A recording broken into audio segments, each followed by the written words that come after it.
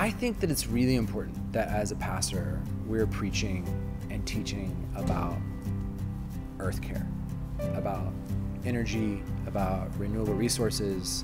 It's difficult, right? Because in our pews, we have everybody from every spectrum of political standpoint. And so it's a line that we walk carefully. But I think when we put it in terms of, okay, let's look at what the sacred texts say about caring for each other, caring for the environment, caring for the world around us.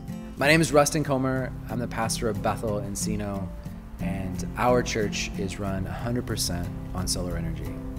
Bethel is a community that about 12 years ago was making a decision whether or not it was going to close its doors.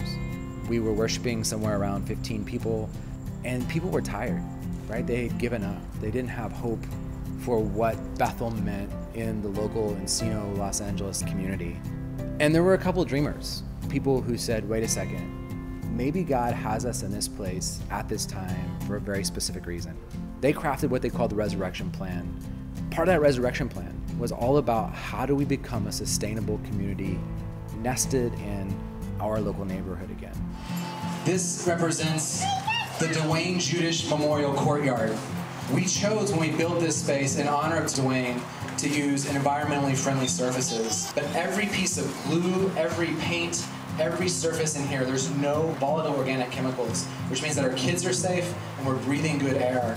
What does it mean for us to stop being afraid, to stop living in a scarcity mentality? So with that being part of the trajectory and thought pattern, and one of those people being Dr. Peter Hong. Dr. Peter Hong has been a surgeon, and his wife was an oncologist, and both of them really cared about the environment. They already had solar on their home.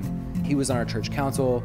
We were always looking for ways to implement a deeper sense of sustainability for the earth. Unfortunately, about a year and a half ago, Peter's wife died of cancer. And as the family was thinking through her legacy, one of the things they said is, our mom cared about the earth.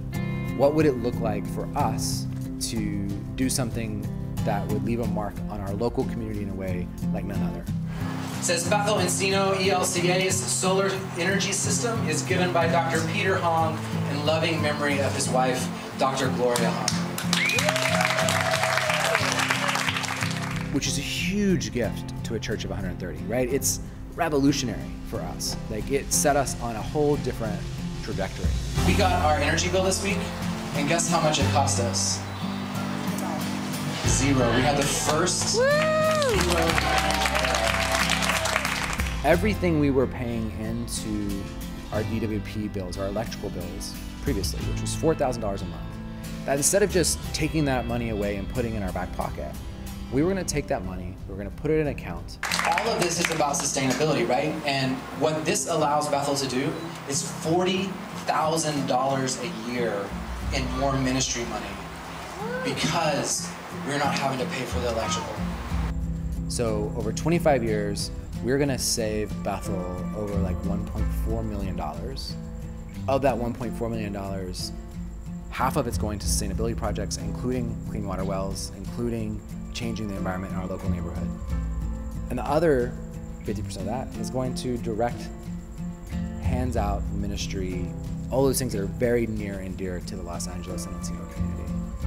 Since putting the solar on the church, we've had probably 10 or 15 church members put solar on their homes. I have solar power at home. It's an amazing freedom. Aside from the financial aspect, which is immense anyway, but the sense of being good stewards of God's earth, using the intelligence that we're given to figure out ways to preserve what He has created for us. I think one of the most important things we can do is look into our own community, our own environment, and say, what things do we have here that we could use that would not be burning dirty coal, right? Using more fossil fuels. I just had a son.